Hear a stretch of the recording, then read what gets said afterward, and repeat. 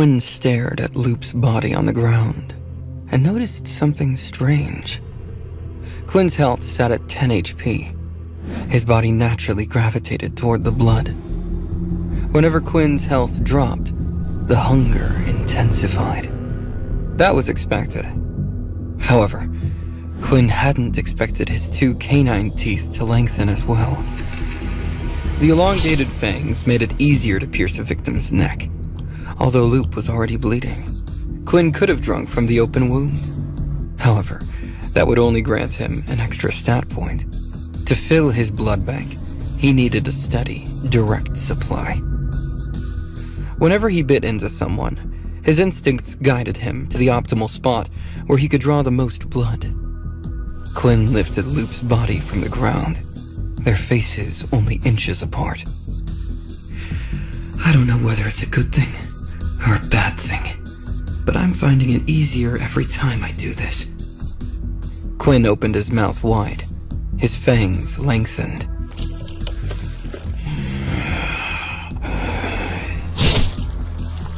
Quinn bit into Loop's neck, drinking deeply. A rush of blood filled his mouth.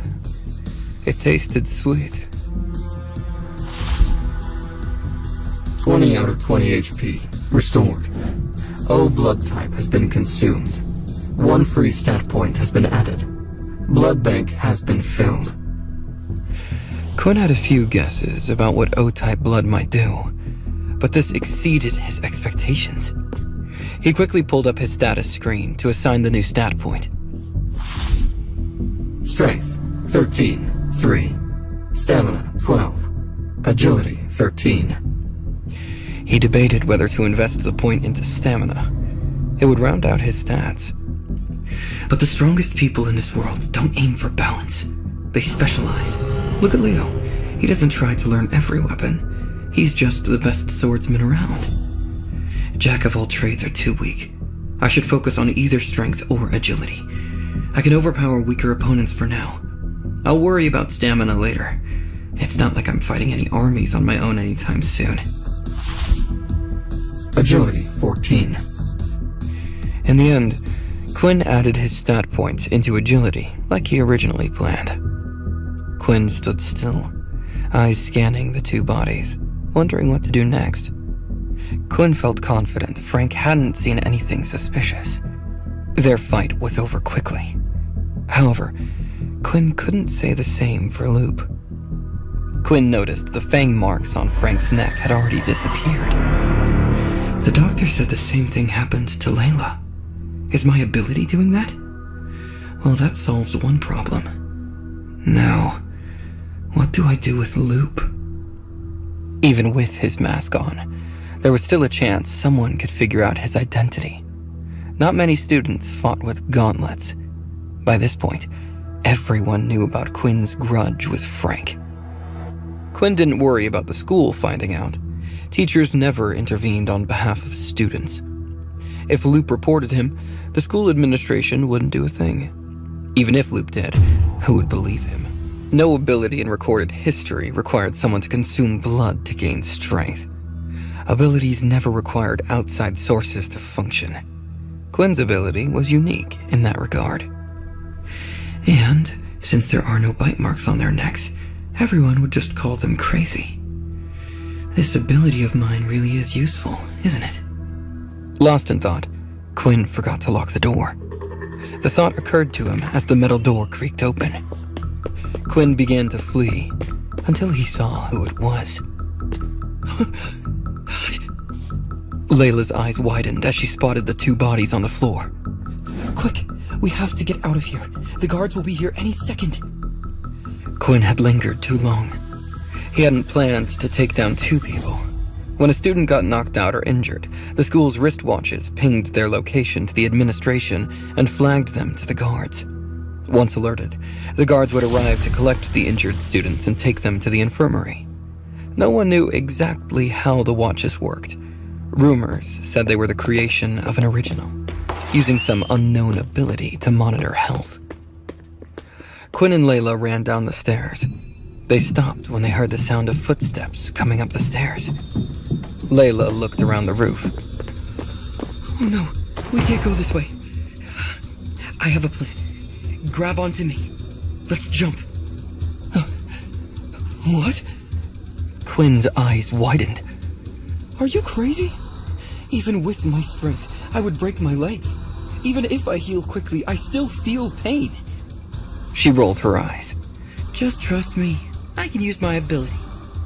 Quinn scooped Layla into his arms. She felt lighter than ever. He climbed onto the fence and looked down. 4 stories to the ground. Quinn's mouth felt dry. I'm counting on you.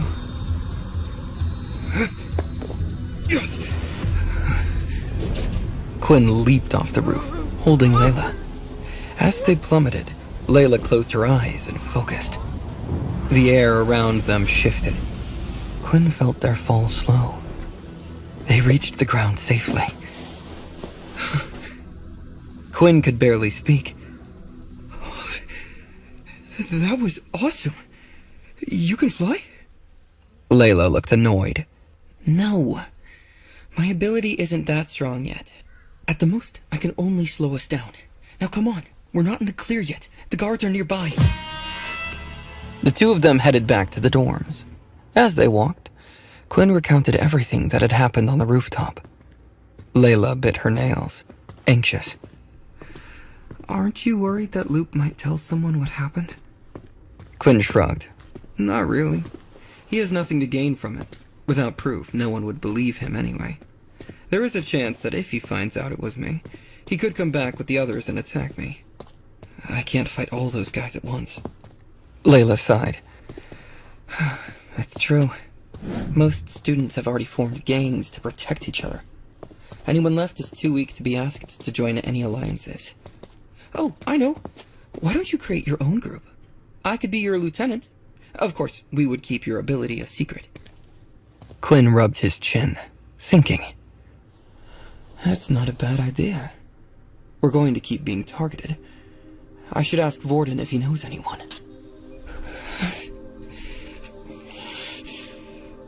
Layla flinched when she heard Vorden's name.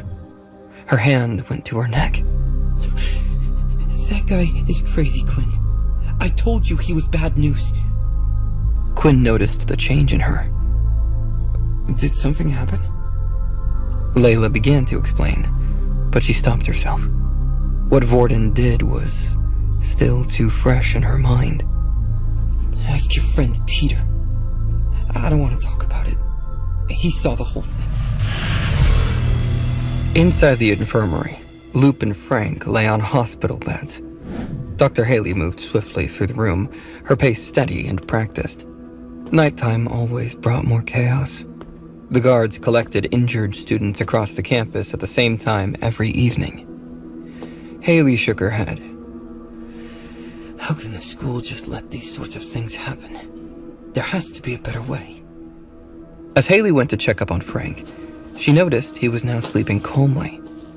She healed the claw marks on his body, but she didn't notice anything strange about him. However, examining Lupe made her pause. On the side of Lupe's neck, 2 small puncture wounds caught Haley's eye. They looked eerily similar to a snake bite.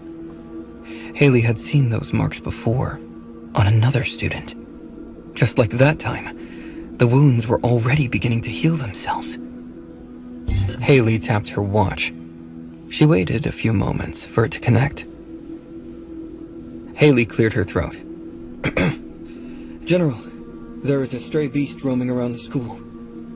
The general was caught off guard. What? That's impossible. We have seen no signs indicating the presence of one. Haley rolled her eyes. You didn't have signs until now. I've had 2 students with the same bite marks. If you trust my expertise, you'll look into this. The general went quiet for a moment. Fine. Whatever you want, Haley. How can I say no to my daughter? 2 guards rushed in with another student. The student was soaked in blood. One of the guards placed the boy on a bed. Hurry, he's in critical condition. Haley worked on the boy quickly. She used her ability to its full extent, but it was useless. The boy was too far gone. She knew it from the moment he came in. Damn it! Haley tapped her wristwatch once again, opening up a digital report log. This was the worst part of her job. Report.